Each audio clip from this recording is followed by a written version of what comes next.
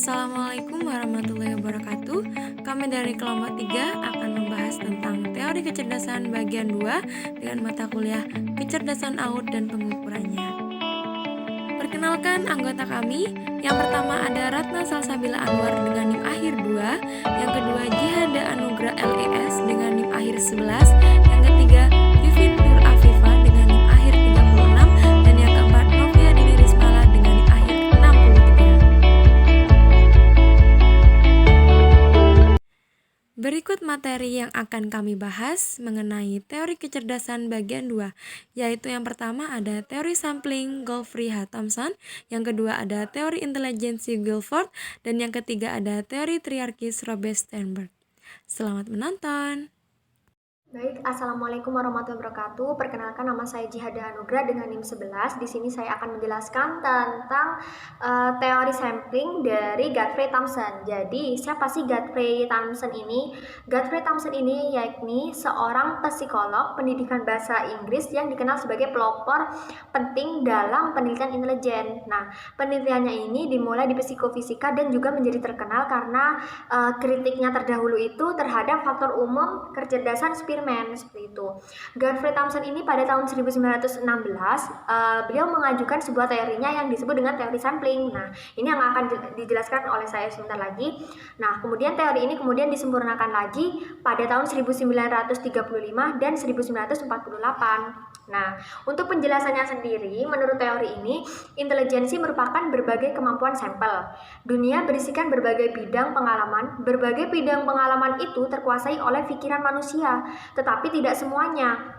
Masing-masing bidang hanya terkuasai sebagian-sebagian saja, dan ini mencerminkan kemampuan mental manusia. Jadi menurut Godfrey ini ya, tadi kan menjelaskan tentang intelijensi. Intelijensi itu apa sih? Kecerdasan. Nah, beliau juga mengungkapkan menurutnya ini kecerdasan itu tidak bisa dikuasai.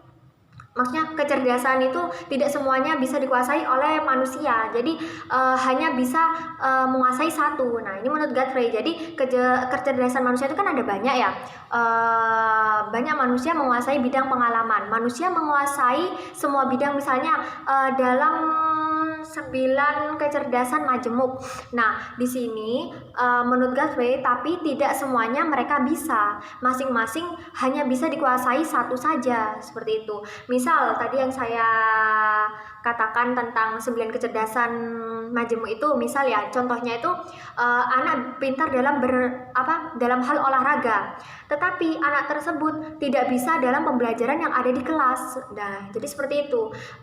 Jadi intinya tuh menurut Godfrey itu hanya bisa menguasai satu saja kemampuan. Nah, contoh lainnya seperti mungkin anak pintar dalam hal musikal, tetapi anak tersebut tidak pandai atau tidak bisa dalam cara berkomunikasi, seperti itu. Jadi menurut Godfrey Thompson ini, mereka itu hanya punya satu kemampuan yang menonjol saja. Jadi hanya satu menurut Godfrey ini. Jadi gak semua bisa dikuasai, seperti itu. Gak bisa semua diampu. Jadi menurut Godfrey hanya satu yang bisa diampu dan hanya satu yang bisa dikuasai oleh manusia tersebut. Nah, seperti itu. Kemudian untuk selanjutnya tentang teori intelijensi Guilford. Nah, jadi siapa sih Guilford ini? Jadi Guilford itu seorang psikologi dengan kebangsaan Amerika. Jadi sejak masih kecil ini ya, jadi ini faktanya tentang Guilford ini. Sejak masih kecil, Guilford itu sering mengamati perbedaan kemampuan yang dimiliki oleh anggota keluarganya itu. Nah, jadi waktu masih kecil dia suka sekali mengamati perbedaan kemampuan yang dimiliki anggota keluarganya, seperti itu. Kemudian ya, Guilford ini menjelaskan bahwa kreativitas manusia itu pada dasarnya berkaitan dengan proses berpikir konvergen dan divergen. Nah, sudah tahukah apa itu konvergen dan divergen? Jadi, konvergen dan divergen itu yakni yang pertama ya, konvergen. Jadi konvergen ini yakni cara berpikir untuk memberikan satu-satunya jawaban yang benar. Jadi memberi jawaban satu yang logis, yang berdasarkan info yang ada, yang diberikan, seperti itu. Jadi dalam konvergen ini hanya memberikan satu jawaban yang logis, seperti itu. Kemudian untuk divergen, yakni proses berpikir yang memberikan serangkaian alternatif jawaban yang beraneka ragam. Jadi dalam divergen ini kebalikan kebalikannya dari konvergen ya. Jadi kalau divergen ini memberikan serangkaian alternatif jawaban, jadi nggak hanya satu, jadi masih beraneka ragam gitu. Jadi menghasilkan banyak solusi untuk suatu masalah tersebut gitu. Jadi kebalikannya dari konvergen ya. Kalau konvergen itu hanya satu jawaban, kemudian sedangkan divergen ini memberikan serangkaian alternatif dan menghasilkan banyak solusi untuk masalah tersebut gitu. Nah, untuk slide selanjutnya akan dijelaskan oleh teman saya Ratna Salsabila. Terima kasih. Perkenalkan, nama saya Ratna Salsabila Anwar dengan NIM akhir 2. Baik, di sini saya akan melanjutkan presentasi dari teman saya yang sebelumnya, yaitu mengenai teori intelijensi Guilford. Nah, sebelumnya telah dijelaskan oleh teman saya mengenai biodata Joy Paul Guilford. Nah, di sini saya akan menjelaskan tentang kemampuan berpikir divergen yang dikaitkan oleh beberapa kreativitas dan ditunjukkan oleh beberapa karakteristik. Nah, untuk kemampuan berpikir divergen dalam kreativitas ditunjukkan oleh beberapa karakteristik, diantaranya yaitu terdiri atas 4 karakteristik. Karakteristik yang pertama yaitu terdapat kelancaran, karakteristik yang kedua ada fleksibilitas, yang ketiga ada orisinilitas, dan yang keempat ada elaborasi.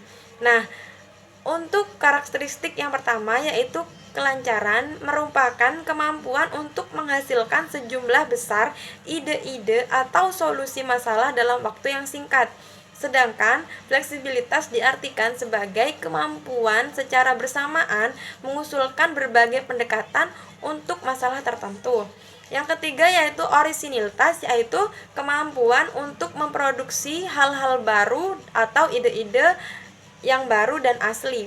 Dan yang keempat yaitu elaborasi, yaitu kemampuan untuk melakukan sistematisasi dan mengatur rincian ide di kepala dan membanyak keluar. Jadi ide-ide yang ada di dalam pikiran, dalam kepala kita akan dikeluarkan seperti itu. Dengan cara apa? Ya, dengan cara kreativitas ini seperti itu.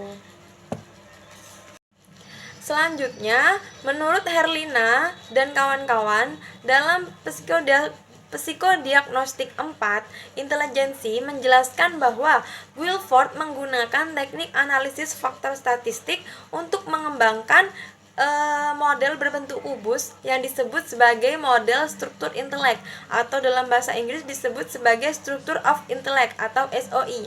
Guilford membuat hipotesis untuk mengklasifikasikan komposisi sistem kemampuan intelektual menurut 3 dimensi. Nah, 3 dimensi itu diantaranya yang pertama terdapat material atau isi yang diproses, yang ketiga ada proses atau operasi dari material, yang ketiga yaitu bentuk atau produk yang telah diproses.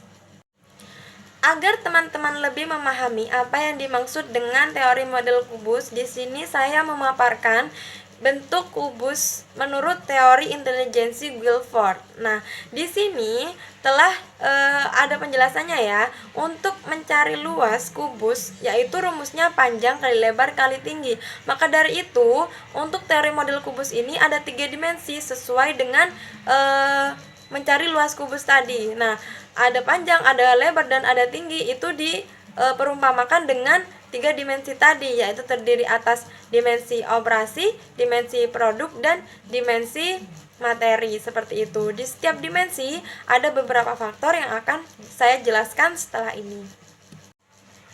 Nah, untuk teori intelijensi model kubus Guilford, di setiap referensi yang saya cari ada berbagai macam konsep pemikiran yang berbeda. Contohnya di sini saya mengambil 2 referensi yang berbeda, yaitu antara referensi dari psikodiagnostik 4 yang ditulis oleh Herlina dan kawan-kawan. Lalu yang kedua ada jurnal, yaitu mengenai intelijensi dan konsep dan pengukurannya, yaitu menurut Purwanto. Nah, menurut kedua referensi ini, menurut Herlina ada 180 faktor yang dapat ditemukan dalam teori model kubus ini. Sedangkan menurut Purwanto ada 120 faktor yang dapat ditemukan dalam model kubus ini. Sekarang saya akan menjelaskan bagaimana sih kok bisa berbeda seperti itu. Nah, di sini ada 3 dimensi. Untuk dimensi pertama yaitu ada dimensi konten.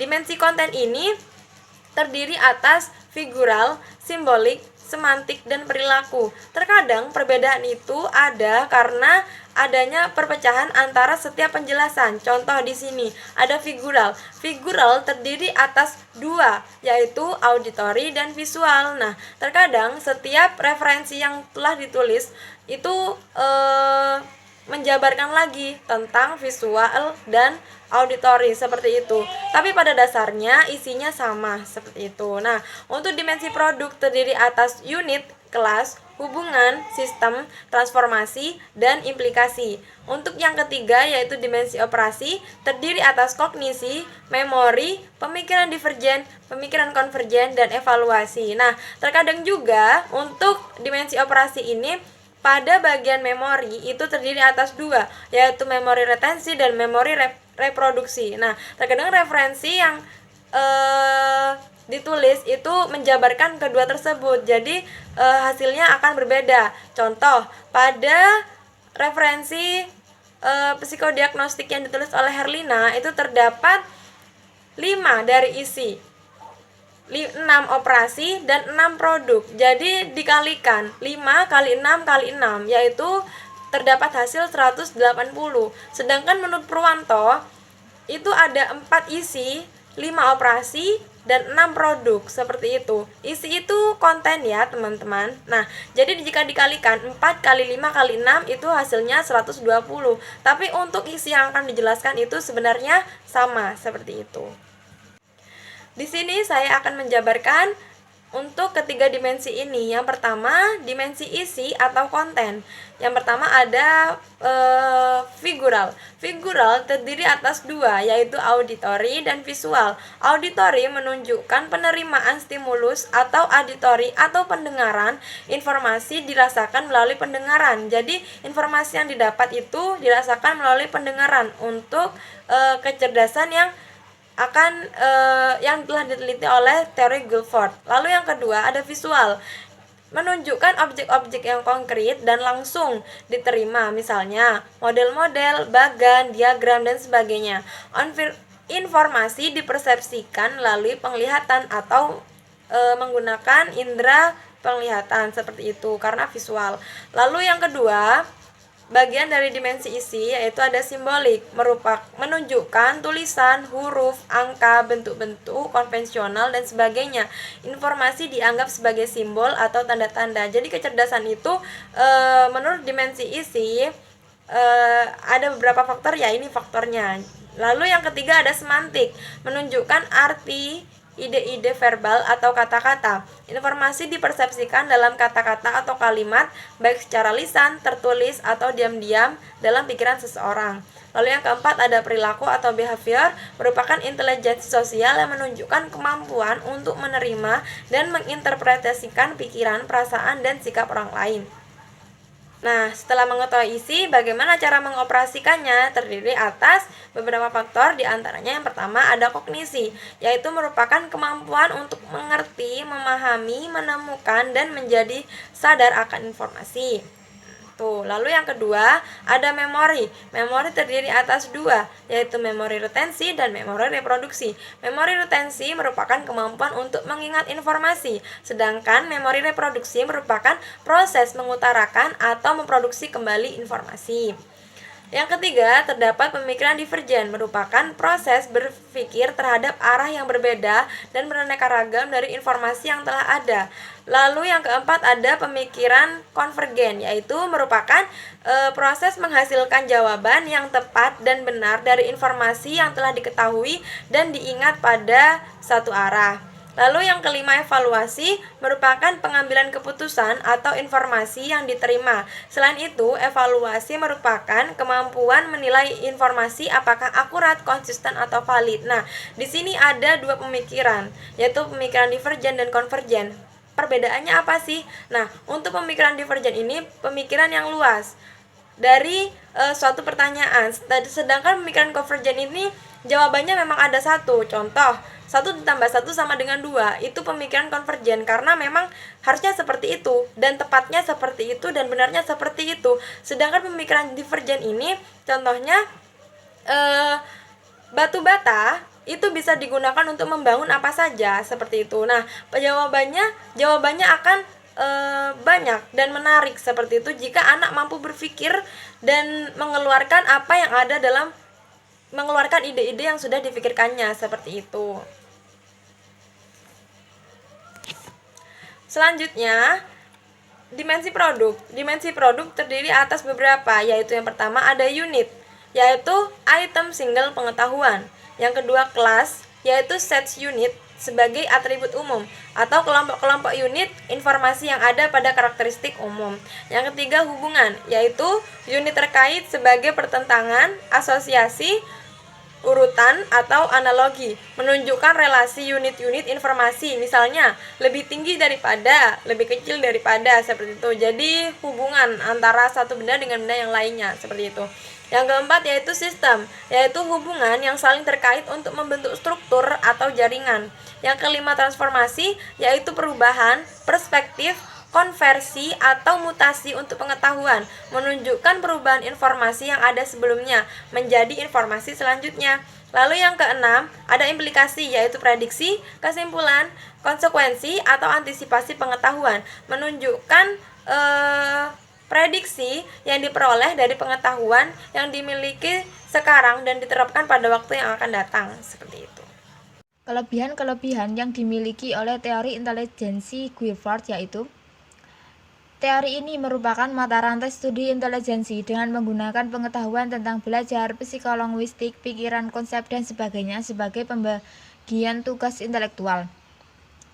Teori ini meliputi bidang-bidang fungsi intelektual yang terlokalisasi dengan sedikit sekali terwakili oleh tes-tes intelijensi standar. Teori ini memberikan implikasi yang penting bagi teori psikologi umumnya, terutama apabila dapat meletakkannya sebagai suatu konsep-konsep psikologi, seperti proses belajar, pemecahan masalah, serta kreativitas. Dalam pembelajaran, teori ini memberikan implikasi positif berupa pembelajaran yang kreatif. Dan yang terakhir, model Guilford ini memberikan suatu jalan untuk mengorganisasikan kemampuan-kemampuan dalam kurikulum, terutama pada penentuan kemampuan-kemampuan mana yang perlu mendapatkan perhatian. Kelemahan dalam teori intelijensi Guilford yaitu teori ini dianggap terlalu berlebihan atau kompleks yang melanggar aturan parsimoni, di mana pengertian parsimoni ini yaitu kesederhanaan dalam pemaparan masalah atau menjelaskan fenomena atau masalah yang diteliti secara sederhana tapi jelas. Selanjutnya yaitu teori triagis Robert Sternberg. Teori yang dirumuskan oleh psikometri Robert Sternberg ini bertujuan untuk melawan pendekatan psikometri terhadap kecerdasan dan mengambil pendekatan yang lebih kognitif, yang meninggalkannya pada kategori teori kognitif kontekstual. Teori ini merupakan pendekatan proses kognitif untuk memahami kognisi. Sternberg mengartikannya sebagai suatu deskripsi 3 bagian kemampuan mental, atau proses berpikir, mengatasi masalah atau masalah baru, dan penyesuaian terhadap situasi yang dihadapi, yang menunjukkan tingkah laku kognitif. Dengan kata lain, tingkah laku kognitif itu merupakan produk atau hasil dari penerapan strategi berpikir, mengatasi masalah-masalah baru secara kreatif dan cepat, dan penyesuaian terhadap konteks dengan menyeleksi dan beradaptasi dengan lingkungan. Assalamualaikum warahmatullahi wabarakatuh. Saya Novia Dini dengan NIM akhir 063. Selanjutnya, di sini saya akan menjelaskan mengenai pendapat Robert Sternberg yang menyatakan bahwa intelijensi itu memiliki 3 bentuk. Yang pertama, intelijensi analitik, yang kedua, intelijensi kreatif, dan yang ketiga yaitu intelijensi praktis. Untuk yang pertama yaitu intelijensi analitik, yang merujuk pada kemampuan untuk menganalisis, menilai, mengevaluasi, membandingkan, dan juga membedakan. Bentuk kecerdasan ini berfokus pada kemampuan akademis, dan ini adalah salah satu dari 3 jenis bakat yang diakui oleh Sternberg. Kecerdasan ini juga berpengaruh dalam mampu memecahkan masalah dan mampu melihat solusi yang tidak terlihat atau jarang terlihat. Sayangnya, anak dengan tipe ini tidak begitu mahir untuk menciptakan ide-ide uniknya. Untuk yang kedua yaitu intelijensi kreatif, yang terdiri dari kemampuan untuk berkreasi, merancang, menemukan, memulai sesuatu, dan membayangkan sesuatu. Bentuk kecerdasan ini berfokus pada kapasitas untuk menjadi fleksibel dan inovatif secara intelektual. Selain itu, juga karunia sintetik terlihat dalam kreativitasnya, intuisinya, serta studi tentang seninya. Orang dengan bakat sintetik ini tidak sering terlihat dengan IQ yang tinggi, karena saat ini tidak ada tes yang cukup dapat mengukur atribut ini, tetapi bakat sintetik sangat berguna dan menciptakan ide-ide baru untuk menciptakan dan memecahkan masalah baru. Kemudian untuk yang ketiga yaitu intelijensi praktis. Intelijensi ini mencakup tentang kemampuan untuk menggunakan, mengimplementasikan, mengaplikasikan, dan menerapkan gagasan-gagasan dalam bentuk praktik. Teori ini berkaitan dengan aktivitas mental yang terlibat dalam mencapai kesesuaian dengan konteks melalui 3 proses yaitu adaptasi, pembentukan, dan juga seleksi. Individu menciptakan kesesuaian yang ideal antara dirinya dengan lingkungan. Oleh sebab itu, kecerdasan ini sering disebut dengan kecerdasan jalanan. Dalam teori Robert Sternberg ini juga memiliki kelebihan-kelebihan, yaitu salah satunya memungkinkan seseorang memusatkan kemampuannya pada kekuatan dan memperbaiki atau mencoba mengatasi masalahnya berdasarkan dengan kelemahannya. Kemudian yang kedua, memotivasi atau merangsang seseorang dengan cara yang lebih sesuai. Yang ketiga, menggunakan kemampuan yang terintegrasi untuk mencapai kesuksesan dalam hidup sesuai dengan definisi personal dan konteks sosiokultural. Yang keempat, beradaptasi, membentuk, dan memilih lingkungannya. Yang kelima, menemukan keseimbangan dalam penggunaan kemampuan analitik, kreatif, serta praktis. Dan yang terakhir yaitu teori successful intelligence, dapat membuat perbedaan baik dalam kondisi laboratorium, ruang kelas di sekolah, ataupun kehidupan sehari-hari. Jika terdapat beberapa kelebihan dalam teori ini, juga pasti terdapat juga beberapa kekurangan. Kekurangan dalam teori Robert Sternberg ini salah satunya yaitu skor tes intelijensinya hanya merupakan sebuah indikator satu aspek dalam keterampilan intelektual seseorang. Dan kekurangan yang lain yaitu hanya sesuai untuk pelajar-pelajar yang cerdas saja, karena hanya mengukur aspek-aspek yang kemampuan memori dan analisanya, sedangkan anak-anak dengan kelebihan pada keterampilan yang lain perlu diberi kesempatan menunjukkan kemampuannya tersebut. Sekian presentasi dari kelompok kami. Jika ada salah kata, mohon dimaafkan. Wassalamualaikum warahmatullahi wabarakatuh. See you.